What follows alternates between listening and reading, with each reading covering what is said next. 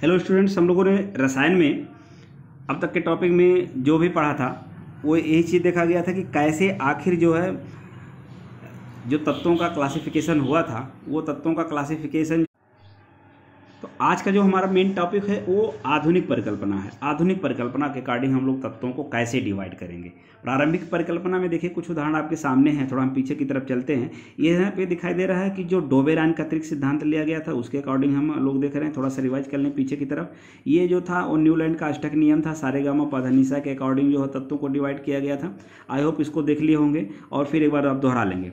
आज हमारा जो टॉपिक होगा मेन वो आधुनिक परिकल्पना होगा। देखिए आधुनिक परिकल्पना में क्या है कि जब प्रारंभिक परिकल्पना में तत्वों के क्लासिफिकेशन को गलत सिद्ध हो गया, जितने भी क्लासिफिकेशन थे वो गलत सिद्ध हो गए। हाँ, हालांकि उस समय तत्काल के लिए तो वो सही थे, लेकिन जैसे जैसे तत्वों की संख्या बढ़ती गई वैसे वैसे वो नियम फॉलो नहीं कर पाए और उसको गलत सिद्ध कर दिया गया। और वो जो प्रारंभिक परिकल्पना थी वो कुल मिला जुला करके 56 तत्वों तक के लिए थी, लेकिन जब और भी तत्व खोजे गए 72 संख्या हो गई और आज वर्तमान में 118 तत्वों की खोज हो चुकी है। तो ऐसे सिचुएशन में तत्वों को बांटने के लिए जो है आधुनिक परिकल्पना की बात हम लोग करेंगे। और आधुनिक परिकल्पना में जो है आपको मेंडलीव के मूल आवर्त नियम की बात करवाई जाए, क्योंकि जो आधुनिक हिसाब किताब से आधुनिक परिकल्पना के अकॉर्डिंग जो तत्वों को क्लासिफाइड किया गया उसमें सबसे महत्वपूर्ण रोल जो है मेंडलीव का आता है। इनका पूरा नाम जो है इवानोविच मेंडलीव जो है, ये एक तरह से थे दमित्री, पूरा नाम में देख लेंगे। तो इसके अलावा और भी नाम इनमें आते हैं, लेकिन खास करके जो मेंडलीव थे उनका नाम मुख्य रूप से आता है। तो इन्होंने जब तत्वों को क्लासिफाइड किया तो जैसे प्रारंभिक परिकल्पना में तत्वों के परमाणु भार को प्राथमिकता दी गई थी, वैसे ही पहले इन्होंने भी तत्वों के परमाणु भार को ही प्राथमिकता दिया। और बांटने के लिए इन्होंने क्या किया, सबसे पहले एक नियम बनाया। देखिए ध्यान से देखना, इन्होंने एक नियम बनाया था और इस नियम को ये चीज़ कहा गया कि ये आपका मूल नियम आवर्त नियम है। मूल आवर्त नियम। और मूल आवर्त नियम के अकॉर्डिंग उन्होंने क्या कहा कि जो भी था उन्होंने ये कहा कि जब तत्वों को उनके बढ़ते हुए परमाणु भारों के क्रम में, देखिए तत्वों के भौतिक तथा रासायनिक गुण उनके परमाणु भारों के आवर्ती फलन होते हैं। ध्यान देना, यहाँ पे एक चीज़ उन्होंने कहा था कि भौतिक तथा रासायनिक गुण उनके परमाणु भारों के, यही पहले से भी चलती आ रही थी और यही आज भी इन्होंने यूज किया कि परमाणु भारों के बढ़ते क्रम में, ठीक है, परमाणु भारों के बढ़ते क्रम में जब रखा गया तो उन्होंने ये पाया कि तत्वों के भौतिक तथा रासायनिक गुण उनके परमाणु भारों के आवर्ती फलन होते हैं।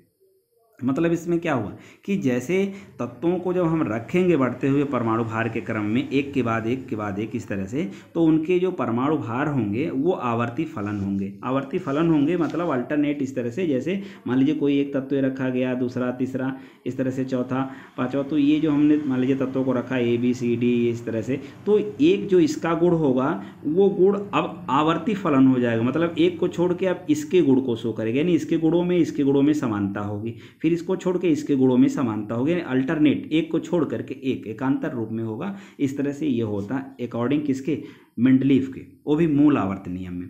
और इसी मूल आवर्त नियम के आधार पे उन्होंने क्या किया कि तत्वों को रखने के लिए एक सारणी बना दिया और उस सारणी को उन्होंने कहा कि ये मूल आवर्त सारणी है। कौन सी आवर्त सारणी है, मूल आवर्त सारणी। और इसी मूल आवर्त सारणी में उन्होंने तत्वों को रखा था। आज हम इसी मूल आवर्त सारणी के गुणों की चर्चा करेंगे। ध्यान से देखिए हमें किन किन हेडिंग को पढ़ना है। इस मूल आवर्त सारणी के गुण की बात करेंगे, उसके बाद इस मूल आवर्त सारणी के जो महत्व हैं इनकी चर्चा हम लोग करेंगे, इसके अलावा ये जो दोष हैं इनकी चर्चा हम लोग करेंगे, ठीक है। उसके बाद यदि देखते हैं हम लोग पाते हैं कि इनके मूल आवर्त सारणी में दोष था, फॉल्ट था, इसके आधार पे अगले आवर्त सारणी की बात फिलहाल अगले टॉपिक में हम लोग करेंगे। यहाँ अभी जो चल रहा है इसको हम लोग देखें। तो मूल आवर्त नियम में एक चीज़ बताया गया कि जो तत्व हैं उनके रासायनिक गुण या भौतिक गुण उनके परमाणु भारों के आवर्ती फलन होते हैं। और इसके आधार जो टेबल बनाया गया उस टेबल की बात कर लें, देखते हैं क्या है। सबसे पहले देखिए टेबल में मेंडलीव ने क्या कहा, विशेषता में लक्षण में देखते हैं। सबसे पहले उन्होंने कहा कि पूरे जितने भी थे आवर्त सारणी उसमें उन्होंने 12 क्षैतिज पंक्तियां थी और उन 12 क्षैतिज पंक्तियों को आवर्त इसमें जो है श्रेणी का नाम दिया गया, ठीक है, वर्ग या श्रेणी कहा गया है, वर्ग उन्हें कहा गया है। इस तरह से पूरा देख लेंगे क्षैतिज जितने थे। और दूसरी बात उन्होंने कहा कि मूल आवर्त सारणी में कुल 8 ऊर्ध्वाधर कॉलम थे जिन्हें उन्होंने वर्ग या समूह कहा। अब देखिए ये उन्होंने 12 लाइन इस तरह की बात की थी, क्षैतिज 1 2 3 4 5 6 7 8 9 10 11 12 लाइन। ये सिचुएशन उन्होंने बनाया था 12 लाइन का क्षैतिज का, और इस जो क्षैतिज पंक्तियाँ थीं 12, इसको उन्होंने कहा कि ये आवर्त है। ये क्या है? आवर्त है। अब जैसे एक आवर्त यहाँ यानी 12 आवर्त की बात की उन्होंने, ठीक है। और दूसरे नंबर पे आप देख रहे हैं क्या है, उन्होंने कहा कि 8 ऊर्ध्वाधर कॉलम थे। अब ऐसे 8 ऊर्ध्वाधर कॉलम बनाया, 1 2 3 4 5 6 7 8, इस तरह से उन्होंने 8 ऊर्ध्वाधर कॉलम बना लिया। और इस ऊर्ध्वाधर कॉलम को उन्होंने क्या कहा? वर्ग या समूह, यानी इसे समूह कहा गया, वर्ग कहा गया। 1 2 3 4 5 6 7 और 8 ऐसे वर्ग हो गए। और ये आवर्त है 1 2 3 4 5 6 7 8 9 10 11 और ये फिर 12। इस तरह से इसी में तत्वों को जो है रखते चले गए। फिर और क्या है रखने के लिए इन्होंने क्या उसमें जो है सावधानियां बरती, तीसरे पॉइंट पे देखते हैं। मेंडलीफ ने क्या किया कि मेंडलीफ की मूल आवर्त सारणी में तत्वों को उनके परमाणु भारों के बढ़ते क्रम में व्यवस्थित किया। उसकी बात मैं पहले भी यहाँ कर चुका हूँ कि मूल आवर्त सारणी में परमाणु भार को ही वरीयता दी गई, परमाणु भार के अकॉर्डिंग ही तत्वों को उसमें रखा गया। इस तरह से ये चीज़ आपके सामने है कि कैसे उन्होंने आवर्त सारणी बनाया तत्वों को रखने के लिए। तो इस तरह से बनाया कि 12 उन्होंने क्षैतिज पंक्तियां बनानी जिन्हें आवर्त कहा गया, और उसी तरह से 8 ऊर्ध्वाधर कॉलम बनाए गए जिन्हें वर्ग या समूह कहा गया।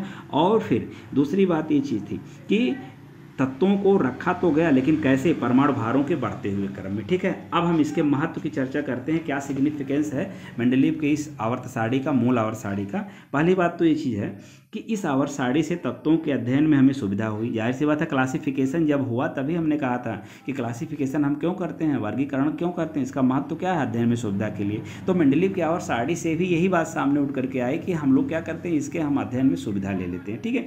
दूसरी बात है कि इस आवर्त सारणी की सहायता से तत्वों के गुणों का अध्ययन हो गया, बड़े आसानी से सुविधा मिल गई हमें तत्वों के गुणों का जानने में। क्यों? क्योंकि देखिए, जब एक वर्ग या समूह थे तो इसी एक या वर्ग समूह में समान गुण धर्म वाले तत्वों को ही उन्होंने रखा था। भाई एक पंक्ति में समान गुण धर्म वाले ही तो रखे जाएंगे।